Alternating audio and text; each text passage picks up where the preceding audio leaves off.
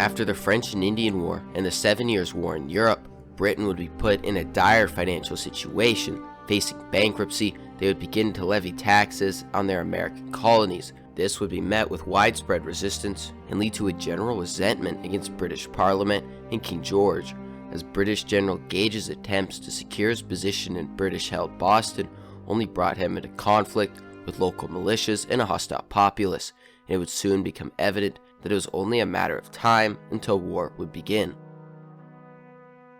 In light of the coming hostilities, the colonials would begin stockpiling weapons and ammunition across the Massachusetts countryside.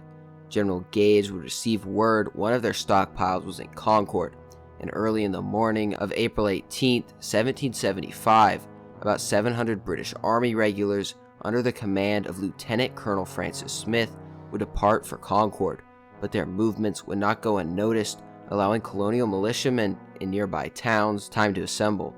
Early in the morning on the 19th, just before daybreak, the British would come upon 70 local militiamen in Lexington. The British soldiers would easily drive off the small party of Minutemen, killing 8 colonists and wounding 10 more. Later in the day, the British would arrive in Concord, where they would be met by a colonial militia force. The British would begin firing on the Americans, when the colonists would begin to return fire from behind trees, fences, and buildings, killing 3 British soldiers and wounding more. The British would decide to retreat back to Lexington to await reinforcements from Boston. As they fled, the Americans alternated between firing from their hiding places and confronting the retreating troops. By the time the British had arrived in Lexington, the American militia was still growing, and even as British reinforcements arrived, they would be forced to flee back to Boston. The toll on the British was devastating, eventually inflicting around 300 casualties, including 73 deaths. By the time the tattered British regulars made it back to Boston, some 15,000 American militia were ready to surround the town and lay siege to the British army.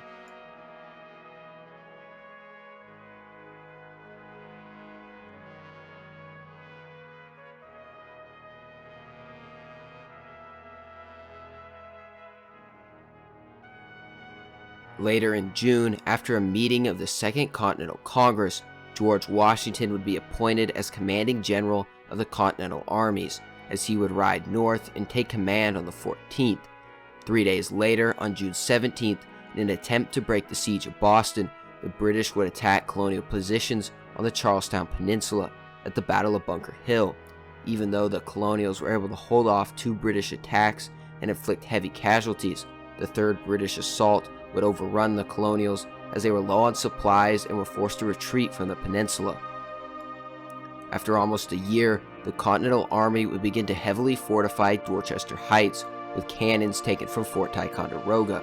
On March 4th, the British would attempt to take the hill but ultimately fail, and with the city and bay open to cannon fire, would be forced to withdraw from Boston 13 days later on the 17th of March.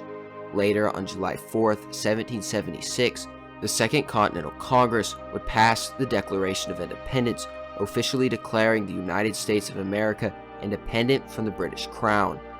After the successful siege of Boston, General George Washington would begin marching his soldiers to New York City in anticipation of a British invasion. As later on April 4th, 1776, British General Howe would land 32,000 soldiers on Staten Island in New York. 18 days later, on the 22nd, the British would land on Long Island and outflank the American positions, forcing Washington to withdraw to Brooklyn Heights, with the East River to the American rear. On the night of August 29th, the Continental Army would evacuate across the water to Manhattan, where they would set up defensive positions. Later, on September 15th, 4,000 British and Hessian troops would land near Kips Bay, and after a naval bombardment, the American troops would begin to retreat.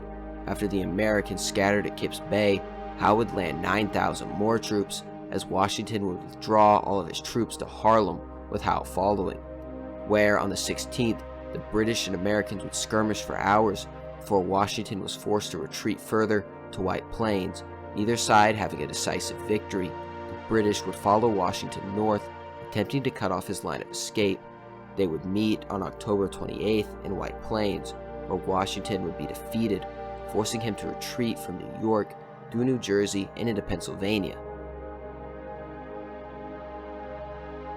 The Continental Army was struggling after facing many defeats in New York, so on Christmas 1776, Washington would devise a plan to attack the Hessian winter camp in Trenton. His men would cross the Delaware, but catch the Hessians off guard, inflicting heavy casualties and capturing almost 900 men. 8 days later, on the night of January 2nd, 1777, Washington would repulse a British attack at the Battle of Assunpink Creek. That night, he would evacuate his position and circle around General Cornwallis's army and attack the British garrison at Princeton. The battle was a minor colonial victory, but with their third defeat in 10 days, the British would be forced to evacuate from central Jersey back to New York, and Washington would move his troops to winter camp in Morristown. Following the winter, the British would devise a plan to cut the colonies in half. The British would order 3 different armies to converge on Albany. The first, under the command of British General St. Leger, would get caught up in the siege of Fort Stanwix and be unable to reach Albany in time, while General Howe's army in New York would abandon the plan in an attempt to take Philadelphia, the United States capital. Washington would move his army to try and hold Philadelphia, and after a few light skirmishes, Washington's army would meet Howe's at the Battle of Brandywine Creek, where Washington would be outmaneuvered and forced to retreat. As the defeat and Washington's subsequent maneuvers would leave Philadelphia vulnerable, the British would capture it 2 weeks later, on September 26th. The city would remain under British control for 9 months, until June of 1778. Meanwhile, the 3rd British Army, under the command of British General Boyer, on their way from Canada to Albany, would meet heavy resistance from various militias, giving American General Gage time to field an army. And since neither St. Leger or Howe would show up, he was left outnumbered and surrounded. Even though he managed to win a victory at Freedman's Farm, he'd be defeated at Bemmings Heights and forced to surrender his entire army at Saratoga. Following the British surrender to the Americans at Saratoga, the French realized that the United States could be victorious. The king would begin to negotiate an alliance with the Americans, with France formally recognizing the United States on February 6, 1778, with the signing of the Treaty of Alliance. Shortly after, on March 17th, Britain would declare war on France. Following the entry of France into the war, British General Howe would be forced to evacuate from his position in Philadelphia back to New York because of the threat of French naval power. Washington would keep pressure on the British as they retreated to New York, engaging in multiple battles.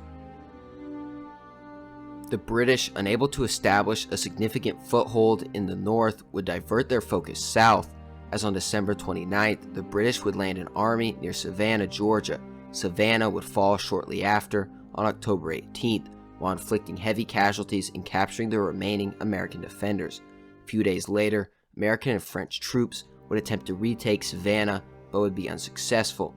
The British, now with a strong foothold in the south, would push out and capture another port city of Charleston on May 12, 1780, and with this defeat would capture the majority of the colonial forces in the Southern Theater.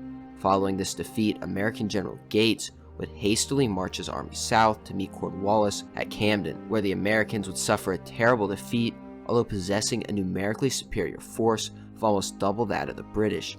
In October, after General Greene had marched another army south to combat Cornwallis, they would meet at the battles of Kings Mountain and Cowpens, the Americans winning both. Following the battles, General Greene would begin a tactical retreat to the Dan River.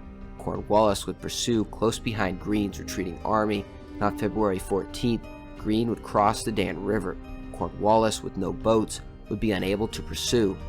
A couple weeks later, Greene would march his recently reinforced army back across the river, and on March 15th would meet Cornwallis at Gopher Courthouse.